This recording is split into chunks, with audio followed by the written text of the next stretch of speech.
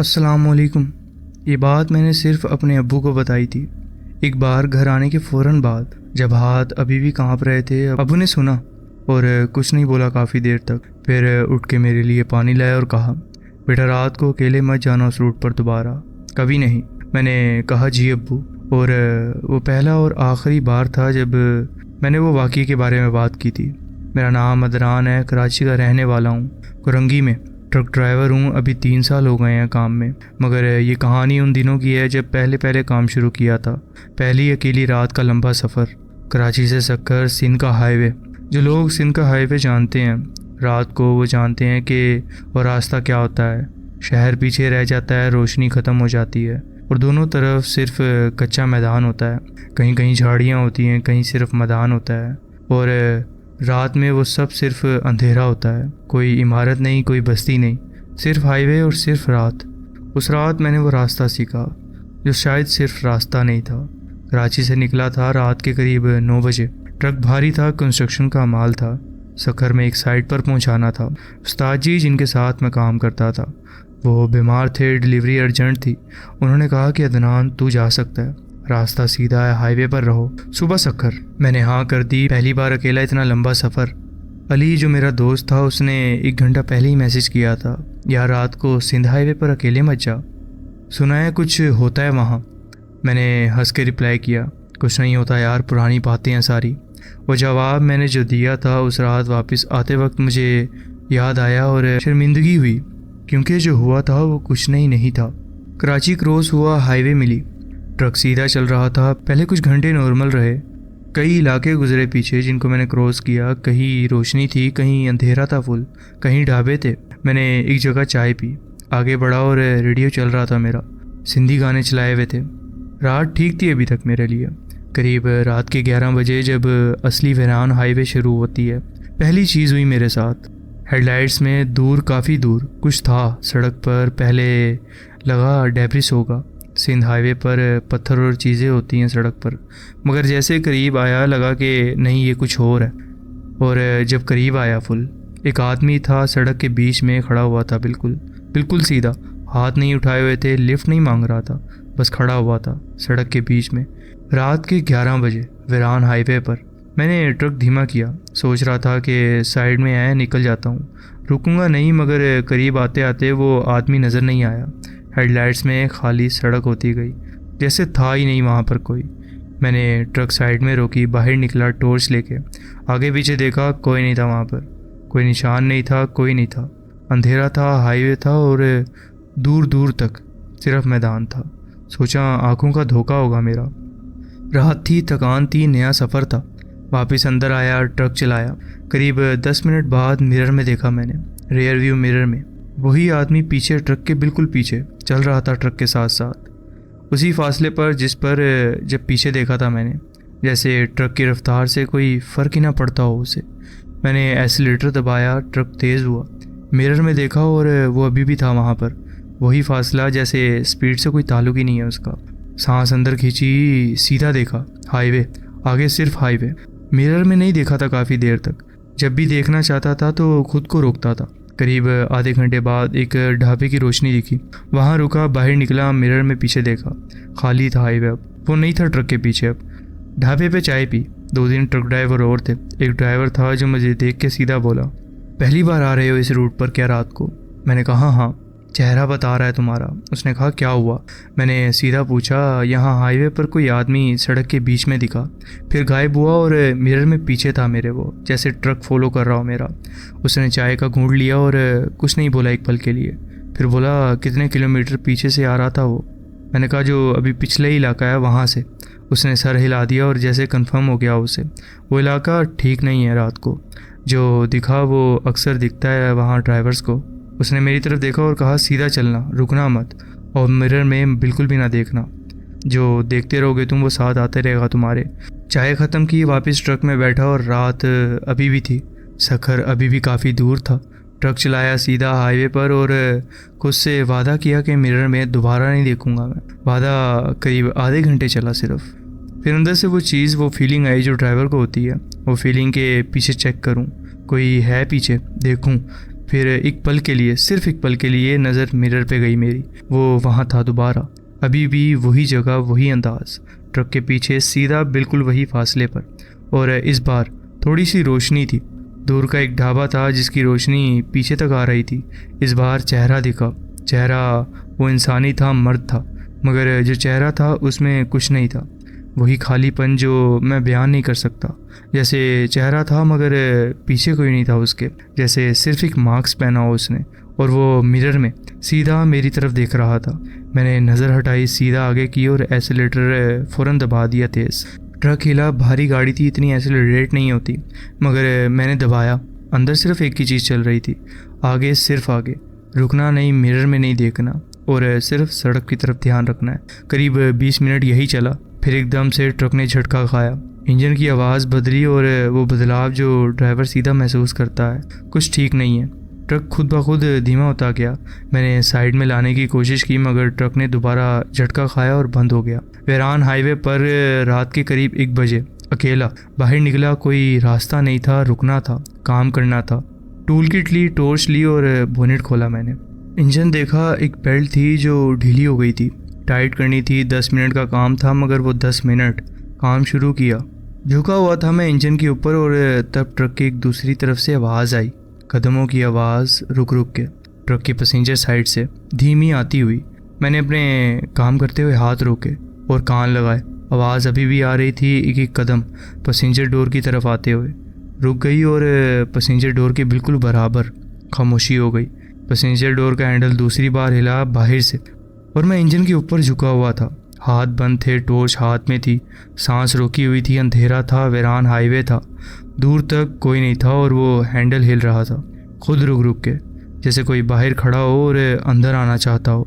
मैंने 1 सेकंड के लिए आंखें बंद की, कलमा पड़ा धीरे से ज़ुबान पर, और सीधा ड्राइवर साइड की तरफ गया, तेज़ी से झुके हुए, और ट्रक के नीचे से दूसरी तरफ जाने की हिम्मत नहीं हुई।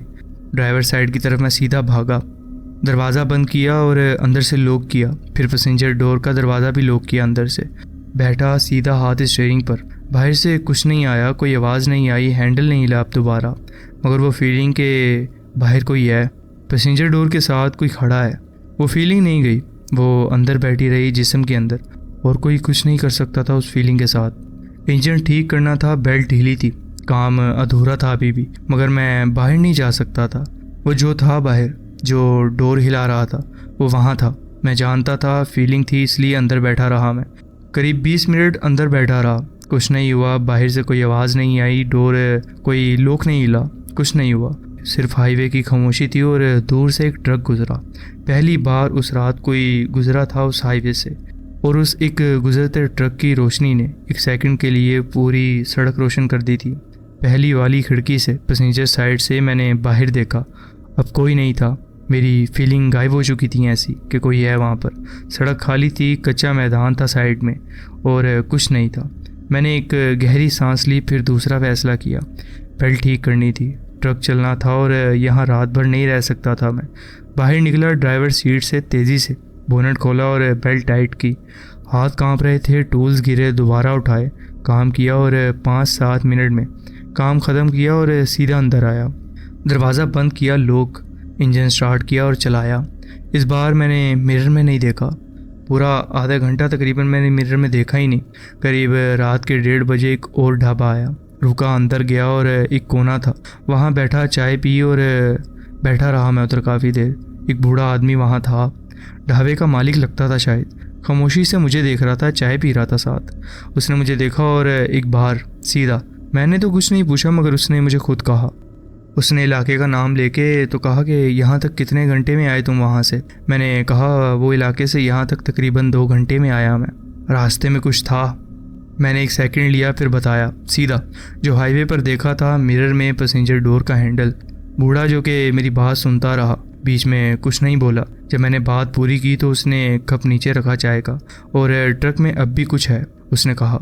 मैंने उसकी तरफ देखा और कहा, मतलब जो रास्ते में मिलता है वो कभी कभी साथ भी आ जाता है। उसने मुझे ये कहा, ट्रक में अंदर। और उसने सीधा मेरी आंखों में देखा और कहा, पहली बार, अभी भी है, पीछे तुम्हारे पीछे वाली सीटों पे अभी भी हो सकता है। मेरी नज़र सीधा ट्रक की तरफ गई जो बाहर खड़ा हुआ था ढाबे के सामने। पीछे वाली सीट जो अंदर से लॉक थी, जो मैंने खुद बंद की हुई थी, वो दिख नहीं रही थी वहाँ से, अंधेरा था। क्या करना होगा, मैंने पूछा उससे। आवाज़ मुझे खुद अजीब लगी मेरी। बूढ़ा उठ के एक तरफ गया। ढाबे के एक कोने में एक शेल्फ था, वहाँ से कुछ लाया। एक छोटा सा कागज़ था, कुछ लिखा हुआ था उस पर। ट्रक के अंदर पीछे ये रखो और सीधा सखर जाओ, रुकना मत, पीछे मत देखना। मैंने कागज़ लिया। एक चीज़ और पूछी, वो जो हाईवे पर था, जो मिरर में था, वो क्या था? बूढ़े ने कुछ नहीं कहा एक पल के लिए, फिर बोला, इस हाईवे पर काफ़ी सालों में बहुत कुछ हुआ है। लोग हैं जो गए नहीं, अभी भी हैं। रात को दिखते हैं, जो ट्रक रोकता है उनके लिए वो रुक जाते हैं। खैर, मैं ट्रक की तरफ गया, ड्राइवर सीट से अंदर आया। कागज़ हाथ में था, बूढ़े ने दिया था। जो मैंने पीछे का दरवाज़ा खोला और अंदर रखा और फ़ौरन दरवाज़ा बंद कर लिया। पीछे वाली सीट पर जब दरवाज़ा खोला था, एक सेकंड के लिए कुछ था, एक शेप धुंधली। मैंने दोबारा हल्का सा दरवाज़ा खोल के देखना चाहा, पर अब वहाँ कुछ नहीं था। मैंने इंजन स्टार्ट किया, चला। मिरर में नहीं देखा मैंने, पूरे सक्खर पहुँचने तक नहीं देखा मैंने। सीधा हाईवे, सीधा आगे और सीधा सखर। सुबह के करीब 5 बजे पहुंचा मैं। माल की डिलीवरी वाली साइड पर गया।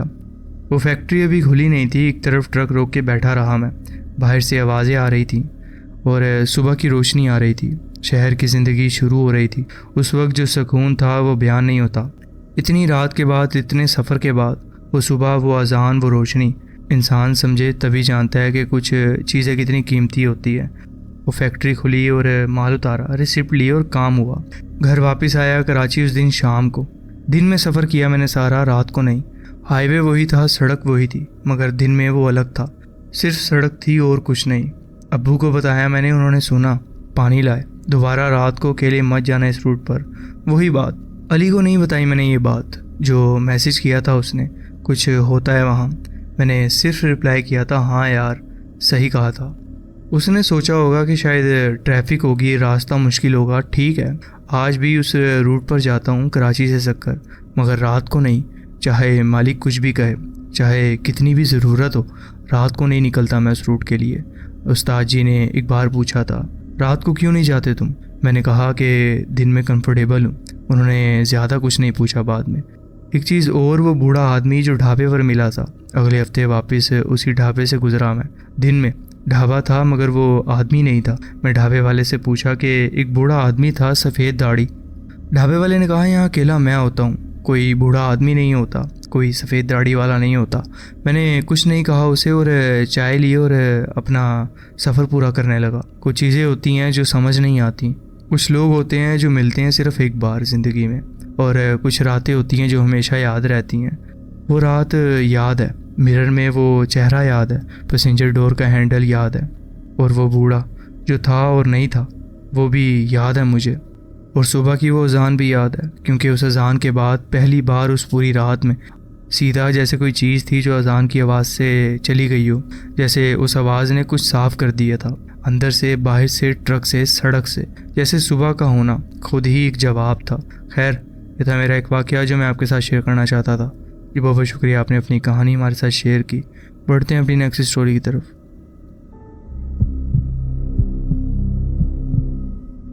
अस्सलाम वालेकुम, मेरा नाम साजिद है।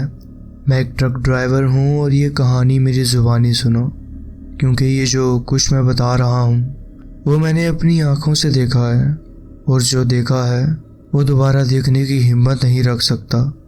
ये सिर्फ एक कहानी नहीं है, बल्कि मेरी ज़िंदगी का वो सच है जो शायद कभी भूल नहीं सकूँगा। ये वाक़या सिर्फ 2 हफ्ते पहले का है। हर सफ़र की तरह मुझे इस बार भी एक लोड उठाना था। मुल्तान से सामान लेकर पेशावर तक पहुंचना था। ये काम मेरा रोज़ का है और ऐसे लंबे सफ़र में अक्सर करता रहता हूँ, मगर इस बार अंदर से एक अजीब सी बेचैनी थी। दिल को लग रहा था जैसे कुछ ठीक नहीं है। कई साल से रोड पर गाड़ी चला रहा हूँ, लेकिन कभी भी सफ़र शुरू करते ही ऐसी घबराहट महसूस नहीं की। पता नहीं क्यों, लेकिन एक अजीब सी घुटन महसूस हो रही थी। मेरा हेल्पर गुलाम, जो कि एक पुराना और तजुर्बाकार बंदा है, उसने भी कुछ अजीब महसूस किया। ये बंदा हर वक्त हंसने बोलने वाला है, लेकिन उस रात वो भी चुप था। ये तबीयत का ही तेज था। लेकिन जब से सफ़र का प्लान बना था वो कुछ उलझा उलझा लग रहा था।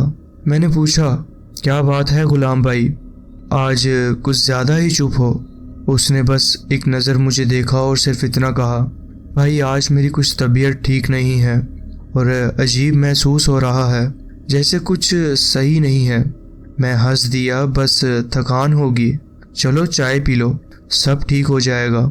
मुल्तान से रात 9 बजे हम निकल पड़े। रात का सफ़र मुझे हमेशा पसंद है। सड़क खाली होती है, ट्रैफिक कम होती है और ठंडी हवा भी मज़े की लगती है। प्लान ये था कि हम लाहौर से होते हुए जीटी रोड के रास्ते खैबर पख्तूनख्वा जाएंगे। ट्रक बिल्कुल फिट था, इंजन स्मूथ चल रहा था और हर चीज़ बिल्कुल नॉर्मल लग रही थी। रात गहरी होती जा रही थी और हमारा ट्रक अंधेरे को चीरते हुए आगे बढ़ रहा था। सिर्फ हेडलाइट्स की रोशनी थी जो रोड को देखने लायक बना रही थी, वरना हर तरफ घना अंधेरा था। इस वक्त सिर्फ बड़े ट्राले और ट्रक्स रोड पर चल रहे थे। छोटी गाड़ियां या तो किसी होटल के पास रुक चुकी थी या फिर दिन के सफ़र का इंतज़ार कर रही थी। ये वो टाइम होता है जब सिर्फ वो लोग सफ़र करते हैं जो रास्ते और इस दुनिया की फितरत को अच्छी तरह जानते हैं या फिर जो मजबूर होते हैं। लेकिन जब हम शेखपुरा क्रॉस कर रहे थे तब एक अजीब वाक़या हुआ। एक ऐसी चीज़ जो ना पहले कभी देखी थी ना कभी सोची थी। हम शेखपुरा से थोड़ा आगे निकल ही रहे थे कि अचानक मेरी नज़र रोड के किनारे पर पड़ी। एक औरत बिल्कुल सफ़ेद कपड़ों में लिपटे हुए, एक औरत बिल्कुल सफ़ेद कपड़ों में रोड के एक साइड पर खड़ी हुई थी। अंधेरे के बावजूद उसकी शक्ल थोड़ी बहुत दिख रही थी। उसका चेहरा मुरझाया हुआ था, जैसे कोई बीमार या परेशान हो। लगता था कि वो मदद मांग रही है। मगर एक अजीब बात यह थी, इस वक्त इन सुनसान रास्ते पर कोई औरत अकेली क्या कर रही थी। पहले तो मैंने इस बात को इग्नोर कर दिया। इतने सालों से रोड पर हूँ, अक्सर लोग लिफ्ट मांगते हैं या मदद के लिए हाथ उठाते हैं, मगर रात के इस वक्त और ऐसे बेजान रास्ते पर ये बात दिल में चुभ गई। दिल को बेचैनी महसूस हुई, इसलिए मैंने रियर व्यू मिरर में देखा। वो अब भी वहीं खड़ी थी, जैसे हमें देख रही हो, लेकिन इस बार उसकी शक्ल थोड़ी और वाजिया हो रही थी। जैसे जैसे ट्रक दूर जा रहा था उसका चेहरा साफ दिखने लगा। ये मुझे एक अजीब बात लगी। गुलाम ने धीमी आवाज़ में कहा, भाई ये तूने देखा? उसकी आवाज़ में एक अजीब सी घबराहट थी।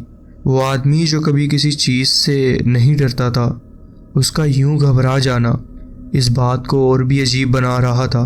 क्योंकि मैंने अक्सर सुना था और शायद आपने भी सुना हो कि रात को अक्सर या तो दुल्हन के कपड़े पहने हुए या सफ़ेद कपड़ों में एक औरत खड़ी होती है। उसे ज़्यादातर लोग तो छलावा कहते हैं। आगे मुझे पता नहीं, और मुझे इसी वक्त यही बात याद आई थी। मैंने गुलाम को सिर्फ हाँ में सिर हिलाया, लेकिन दिल अंदर से एक अजनबी सी दहशत महसूस कर रहा था, जैसे कोई अनजान हाथ दिल को धीरे धीरे दबा रहा हो। लेकिन असल कहानी अब शुरू होने वाली थी। ये सिर्फ एक झलक थी, असली डर अभी बाकी था।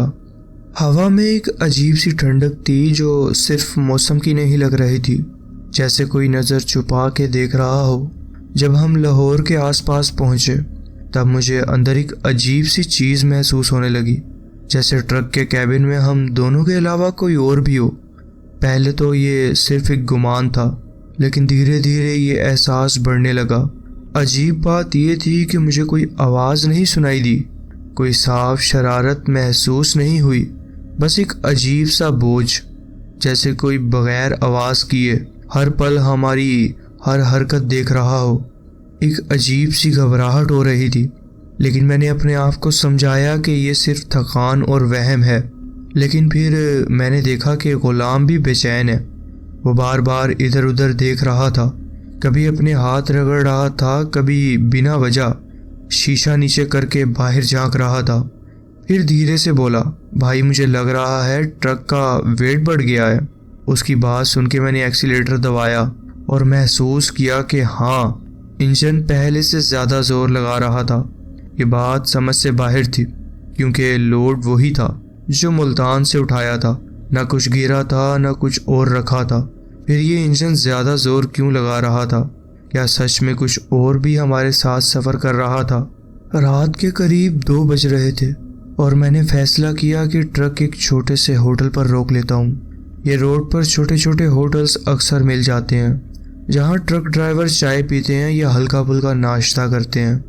होटल सुनसान था, सिर्फ एक आदमी चाय बना रहा था। मैंने मुस्कुराने की कोशिश की और उस आदमी से मजाक में पूछा, भाई कोई बैठा है पीछे? उसने एक पल के लिए मुझे घूर के देखा, फिर चाय में हल्का हल्का चम्मच हिलाने लगा। 2 सेकंड के लिए चुप रहा, जैसे कुछ सोच रहा हो। फिर धीमी आवाज में बोला, नहीं भाई। मुझे ऐसा लगा कि शायद उसने मुझे पागल समझा था। इतने में ही गुलाम ने कहा कि हमें खुद जाकर चेक करना चाहिए। गुलाम ने बिना एक सेकंड सोचे ट्रक का दरवाज़ा खोला और सीधा नीचे उतर गया। उसका चेहरा पीला पड़ गया था, जैसे उसके अंदर का खून जम गया हो। उसकी सांस तेज हो गई थी, जैसे उसका दिल उसके सीने से बाहर आ जाएगा। मेरी निगाह ट्रक की तरफ गई। इंजन बंद था, लेकिन मुझे महसूस हो रहा था कि अंदर कोई बैठा है। और अब सिर्फ महसूस नहीं हो रहा था, अब ऐसा लग रहा था जैसे कोई हिला भी हो। हम दोनों ने मिलकर ट्रक का कंटेनर वाला दरवाज़ा चेक किया, जैसे हर दफ़ा करते थे। दरवाज़ा अंदर से लॉक था, बिल्कुल वैसे ही जैसे होना चाहिए था। कोई भी बिना उसे खोले अंदर नहीं जा सकता था। मगर फिर भी एक बेचैनी सी हो रही थी। ये सिर्फ एक वहम तो नहीं था। लेकिन जब मैंने टॉर्च की रोशनी अंदर मारी तो कंटेनर के अंदर घने अंधेरे में एक सिलवट सी नज़र आई, जैसे कोई वहाँ पड़ा हो। पहली नज़र में तो ये सिर्फ एक पुरानी बोरी या कपड़े का ढेर लग रहा था, लेकिन फिर कुछ अजीब लगा, जैसे वो सिलवट हिल रही हो या फिर कोई सांस ले रही हो। बिस्मिल्लाह पढ़, गुलाम ने कांपते हुए कहा, और मैंने फ़ौरन टॉर्च उस तरफ की, रोशनी और तेज़ की। वहाँ जब रोशनी की तो वहाँ हमें कुछ नहीं दिखाई दिया, लेकिन एक अजीब सी बू थी, एक बहुत ही अजीब स्मेल जो पहले कभी नहीं महसूस की थी। जैसे मिट्टी और गीली लकड़ी की मिली जुली स्मेल हो, जैसे कोई पुरानी चीज़ जो कभी जिंदा थी और अब सिर्फ मिट्टी में मिली हुई हो। एक ऐसी बू जो सिर्फ मुर्दा और ज़मीन के नीचे दबे चीज़ों की होती है। मुझे सिर पे हल्की गर्मी महसूस हुई, जैसे कोई कान के बिल्कुल करीब आके सांस ले रहा हो, पर वहाँ कोई नहीं था, सिर्फ मैं और गुलाम और वो बंद कंटेनर। मैंने हल्की सी लड़खड़ाती हुई आवाज़ में कहा, चल यहाँ से। और हम दोनों फ़ौरन ट्रक में वापस आ गए। लेकिन जब ट्रक चलाया तो वो एहसास और भी बढ़ गया। पहले सिर्फ एक अजीब सी घबराहट थी, अब एक पूरी तरह महसूस होने वाली चीज़ थी। अब सिर्फ ये ख्याल नहीं था कि कोई है, अब मुझे साफ साफ समझ आ रहा था कोई ट्रक के अंदर है। मैं महसूस कर सकता था एक सांस, एक भारी सी सांस जो बिल्कुल हमारे बीच आ रही थी। रात की ठंड और ट्रक का इंजन का शोर, सब कुछ एक पल के लिए चुप सा लगने लगा था, जैसे सिर्फ वो सांस सुनाई दे रही हो। तभी अचानक रियरव्यू मिरर में एक चेहरा दिख गया। मेरा दिल बंद होने वाला था। वो एक पल जैसे मौत का पैगाम लेकर आया हो। आंखों के सामने सफ़ेद और खाली हल्की सी शक्ल, न पूरी इंसान लग रही थी न पूरी मखलूक, बस एक भयानक अजीब सी तस्वीर। मैंने झटके से ब्रेक मार दी। गुलाम की चीख निकली, चल भाई चल यहाँ से। पर ट्रक रुक नहीं रहा था, जैसे कोई उसे ज़बरदस्ती पीछे से धक्का लगा रहा हो। फिर अचानक एक ज़ोर का धक्का लगा। ट्रक के अंदर एक भारी चीख गूंज उठी। वो चीख जो इंसानी नहीं थी, एक औरत की भी नहीं थी। वो चीख जैसे एक सालों पुरानी चीख थी, जो ज़मीन के नीचे दबा दिया गया हो और अब जाग रहा हो। स्टीयरिंग व्हील हिलने लगा, जैसे किसी और के हाथों में हो। मैंने ज़ोर लगा के कंट्रोल किया, लेकिन पीछे से एक और चीख गूंज उठी, अब की बार ज़्यादा करीब से। बस फिर मैंने पूरी ताकत लगाकर ट्रक को आगे बढ़ाया, और जब पेशावर के करीब पहुंचे तब जाके ट्रक वापस नॉर्मल हो गया। सब कुछ ठीक था, लेकिन एक चीज़ कभी नहीं भूल सकता, वो चेहरा जो सिर्फ एक पल के लिए मिरर में दिखाई दिया था, वो अब भी कहीं दिमाग के कोने में जिंदा था, जैसे अब भी मुझे देख रहा हो। जब हम फैक्ट्री पहुंचे और लोड उतारने लगे तो फैक्ट्री का आदमी पहले तो नॉर्मल था, मगर जैसे ही उसने माल चेक किया उसके चेहरे का रंग उड़ गया। भाई ये लोड कम क्यों है? उसने हैरानी से कहा। मैं और गुलाम एक दूसरे को देखने लगे। ये कैसे हो सकता है? हमने तो रवाना होने से पहले सारा लोड चेक किया था। हर बार की तरह इस दफ़ा भी सब बराबर था, कोई भी चीज़ इधर उधर नहीं थी। तो फिर ये माल कहाँ गया? मुझे एक अजीब सी घबराहट महसूस होने लगी। गुलाम ने भी धीरे से कहा, भाई ये कोई आम चीज़ नहीं लगती थी। मुझे याद आया वो सिल्वर जो कंटेनर के अंदर दिखाई दी थी, वो अजीब सी बू जो मिट्टी और गीली लकड़ी जैसी थी, और सबसे ज़्यादा वो चेहरा जो मिरर में सिर्फ एक पल के लिए नज़र आया था। अगर कोई चीज़ सफ़र के बीच में गायब हुई थी तो फिर वो कहाँ गई, और अगर ट्रक के अंदर कोई था तो वो उतरा कब? मुझे याद है हमने रात के सफ़र में कोई रुकावट नहीं की थी, हम किसी जगह नहीं ठहरे थे सिवाय वो उस होटल के। तो फिर ये सब कैसे हुआ? आज भी जब मैं ये सोचता हूँ तो मुझे घबराहट और डर महसूस होता है। वो चेहरा जो मैंने मिरर में देखा था वो इंसानी नहीं था, वो कुछ और था, कुछ ऐसा जो इस दुनिया का नहीं लगता था। लेकिन सबसे ज़्यादा डर मुझे एक बात का है, अगर वो चीज़ ट्रक से उतर चुकी थी तो क्या अब वो किसी और ट्रक के साथ जा रही है? क्या कोई और उसका नया शिकार बनने वाला है? ये था मेरा वाक़या जो मैं आपके साथ शेयर करना चाहता था। जी बहुत बहुत शुक्रिया, आपने अपनी कहानी हमारे साथ शेयर की। तो जी फ्रेंड्स, ये थी आज की स्टोरीज़। आप कमेंट्स में ज़रूर बताएं कि आपको ये स्टोरीज़ कैसी लगी। अगर आपको ये स्टोरीज़ अच्छी लगी हो तो वीडियो को ज़रूर लाइक कीजिए और चैनल को ज़रूर सब्सक्राइब कीजिए और बेल आइकन को ज़रूर प्रेस कर लीजिए ताकि आगे आने वाली कहानियाँ वीडियोज़ आपसे मिस ना हो। अपना ख्याल रखें और मिलते हैं नेक्स्ट वीडियो में। अल्लाह हाफिज़।